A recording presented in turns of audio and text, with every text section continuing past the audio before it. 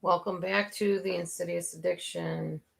And we're talking about jealousy today. And this is part two of what I was saying earlier. I had cameras because I am now uploading from the other camera. So this is coming from How to Break Your Addiction to a Person by Howard M. Halpern, copyright 1995. I'm excerpting from his chapter talking about jealousy. This is chapter 7 in his book. Okay. As for the first belief, this is directly read from this book.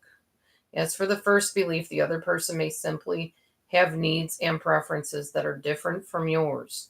As for the second, your desirability cannot be measured by the reactions of any one person. His attractions and tastes are a very individual matter, or her attractions and tastes, and will have more to do with where he or she is at that point in their lives with your desirability than with your desirability. So it has to do with them, not you. If they don't want to be with you, that's what they don't want. That's their choice.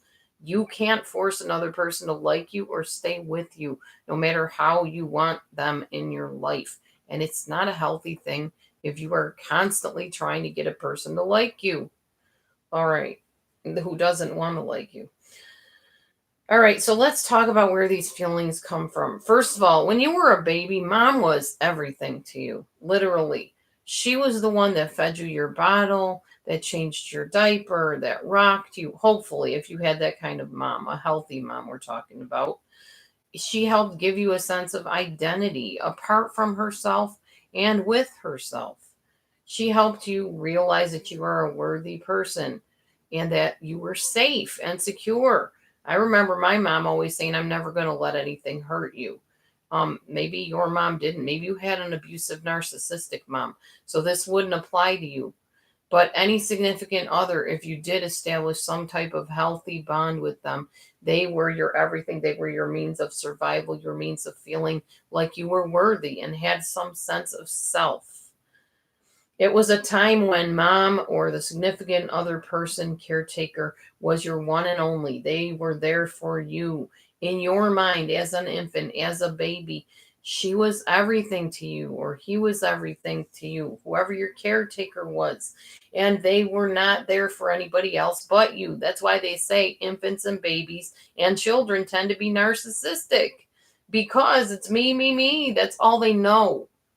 When you come into this world, you are helpless. You have to depend on someone to feed you, to clothe you, to change your diaper, to take care of you, to tell you you're a good person. That's what you should have had as an infant. So we're talking about ideal situations where you did have this from somebody. So the threat of them not liking you or suddenly deciding not to change your diaper or just not ever coming into your room and picking you up out of the crib completed your feeling of devastation and depression and loneliness and loss as an infant, even that young. But as a baby, if your mom or your caregiver was good to you, then you knew you would never be humiliated or threatened. You didn't anticipate that there was a shoe going to drop any minute that would harm you in some way. You knew that if you had parents, that they loved each other, that there was security, that there was fun involved, family activities. You came to rely on that. Now, in the case of unhealthy parents, maybe mom was too overbearing and didn't let you find yourself apart from her. Maybe she told you, no, you don't like that kind of food. No, you don't like those people. No, you don't like to go there or do this. That is called unhealthy control and lack of individuation. If mom's whole world was wrapped around you, and when you started pulling away and leaving that close bond, and mom held on tighter, mom was the one that was unhealthy there. So you develop this sense of, oh, maybe I can't make it on my own. Maybe I really do need this other person to mirror everything I do, to tell me what I think, to tell me what I like, to tell me what my favorite color is. But that's never been true. So if you find yourself doing that with your significant other now, that's probably where that came from. Now, there's a whole lot in this book about the Oedipus complex, and I'm not getting into all that. That's all Freudian theory, and I'm really not sure how much of that I agree with and how much I don't. So we're going to throw that out at this point and not even talk about it. So let's talk about your siblings. If you had to compete for mom's attention with brother or sister, that became very emotion driven for you. It formed neurotransmitters that made you think that if there was a significant other that came into your life, you had to compete with somebody for their attention. So you may find yourself in what they call a triangle, where we'll say Mary comes along and Mary likes your friend Paula. And you're like, well, wait a minute, that's my friend. Mary, go away. You're getting too close. This is my friend. Go get your own friend. That's how you'll feel if you had to compete for mom and dad's attention, or maybe you still do, even as an adult. I know this situation. My mom has favorites. She can say she doesn't, but my sister is her favorite.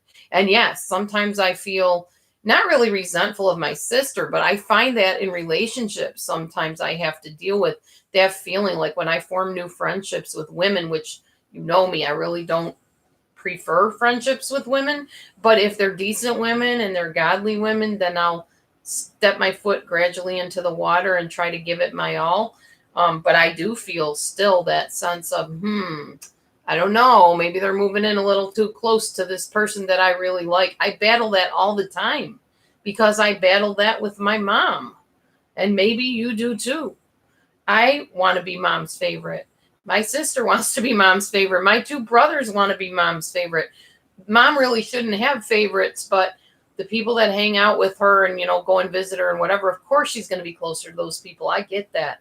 I'm clear out in Illinois. My brothers and sisters are in New York with my mom. They're going to be closer. But it still pulls on my heart that I'm not the favored one, or at least somebody that fits into that scenario of closeness to mom. Everybody feels that way when you have that relationship with your mom originally and you part as an adult or whatever. So, yes, I go through these feelings. I'm being totally transparent with you. Think about your relationships with your brothers and sisters. Were they competitive? And maybe is that happening in a current relationship between you and a significant other, or maybe many others? There is no such thing as a one and only for you. This is something I'm going to repeat because it bears repeating. There is no such thing as a one and only person for you. So if you are staying with somebody that's unhealthy and toxic, stop. Start pulling away. If they're making your life miserable, if they're pulling you down and degrading you and cheating on you and lying about you and hurting you in some way, why are you with them? Because you want to keep that bond close that you didn't quite establish as an infant, or maybe you did and it somehow got disrupted.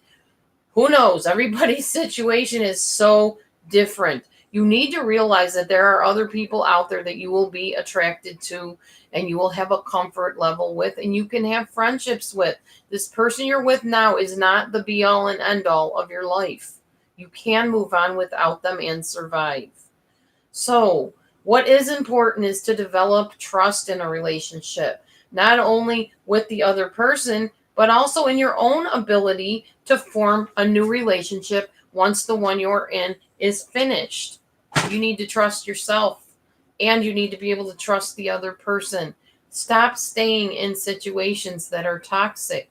Stop thinking they're going to get better when you know they haven't in so long. It's time to move on. But now you know a little bit more how jealousy plays into that whole scenario of the triangle, of the insecurities, and of your addiction to a person. So next time I am going to be talking to you about, hold on one moment, I need to find it. Let's see. We're going to talk about joy in relationships and how you look for that type of thing in a significant other based on, you got it, attachment hunger. So I'll see you on the next insidious type of addiction, people addiction. Thanks for watching. We'll see you next time. God bless.